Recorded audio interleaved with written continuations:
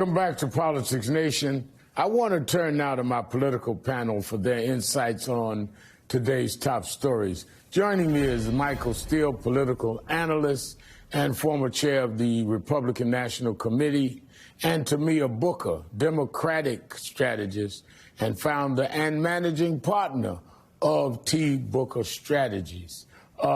Michael, I want to get your response to what the New York Post, again, it's a right-wing newspaper, is reporting that Congresswoman Marjorie Taylor Greene said at an event last night regarding the January 6th insurrection. According to the Post, she said in part, if Steve Bannon and I had organized that, we would have won, not to mention we would have been armed. And that's the end of the quote. Now, Michael, I know you're a Republican. It seems like the Post is reporting that she was joking. But please try to imagine, to my point before the break, a black Democratic member of Congress or a black civil rights leader saying they would have abetted a violent insurrection that actually did happen when they would have succeeded because they had guns. I mean, can you do that for me? Rev, there's no way on this planet any African American, whether they're in office, out of office, contemplating office, would ever get away with that kind of a statement in this environment. It just wouldn't happen. The reality here is when you allow them to talk, they'll tell you what they're thinking. They'll tell you what they're feeling. They'll speak to the arrogance of themselves and how they see their situations. They think they're untouchable. And Marjorie Taylor Greene knows, as many of us have been saying inside and outside the party, that she has much more of a controlling force over what happens in January than Kevin McCarthy. She has more say in what happens after January than a Speaker McCarthy. That's the reality. And so these comments are not surprising. The truth for the party is this is your leadership. This is what you've decided to lie down with and allow to control the future of the party. Someone who thinks and feels that, yeah, I could have done an armed insurrection much better than the actual armed insurrection. And hell, I would have been armed, and that would have been great. So here we are. And again, just one quick point for voters. This is what you voted for in November. Yeah. This is what giving the majority to a party of insurrectionists looks and sounds like. And now if they even try to say, well, I was just joking. I mean, what are you joking about? There was an insurrection and there was people there armed. I mean, well, let me go to you, Tamia, on this. Staying with January 6th a minute. The January 6th committee is set to release its long-awaited final report before Christmas. The report is expected to include criminal referrals to the DOJ. And what are your thoughts as this investigation comes to a close? How do you think panel's findings will influence the DOJ's own investigation? Yes, well, one, thank you for having me here today, Rev Sharpton. It's definitely a point of personal privilege to be here with you this evening. I think what's interesting is that with this report is that what's different than the Mueller report that came out in the last administration is the transparency that the American people will have into what has happened. Marjorie Taylor Greene's comments are very interesting, given that what we have seen over the last couple of months through the hearings is the amount of elected officials on the Republican side who were involved in this conspiracy.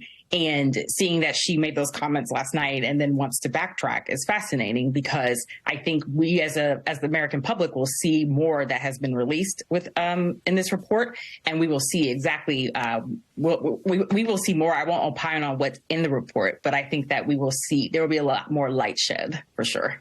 Michael, a new report in the Washington Post reveals friends and allies of President Biden's son, Hunter Biden, are planning to fight back against the Republicans who plan to investigate him in the House in 2023.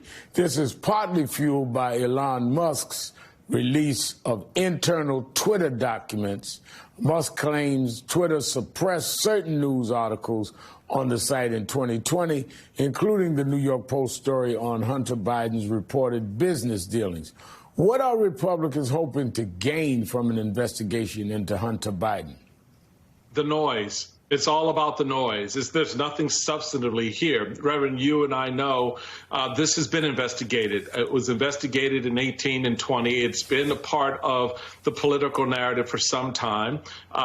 There was nothing found then. There is nothing to be found now, particularly with respect to any direct involvement of the then former vice president, now President Biden. So this is all about political posturing and setting up the play for 2024. Okay, let's stay focused on the game plan here. This is the play on the sidelines where you see, you get the commentator sometime, Reverend, on a football game. Right. We're focusing more on the player screaming at the coach or the coach screaming at a player than what's actually going on the field. That's what this is. All right. So Republicans know that. They telegraphed it from the very beginning. We're not going to govern. We don't have a platform, so I don't know how the hell we're going to govern anyway, because we don't know what we're governing from, philosophically or otherwise. All right. So what we're going to do, we're going to relive the bygone days of Benghazi, only we're going to take out Benghazi and insert Hunter Biden. And we're going to keep playing that loop over and over again. We're going to call every member of the administration we can call and haul before our committees. Again, sideline noise. The prize, though, is what they're going to be doing on the field. How do they play the game politically on the field? Democrats need to stay focused on that, not get distracted. So what this group is doing is they're going to take care of the sideline noise. They're going to be in play on the sidelines so you're not distracted by what's going on, by getting in front of whatever is coming out of that. Tamir, the swearing-in ceremony for Los Angeles Mayor-elect Karen Bass is underway as we speak.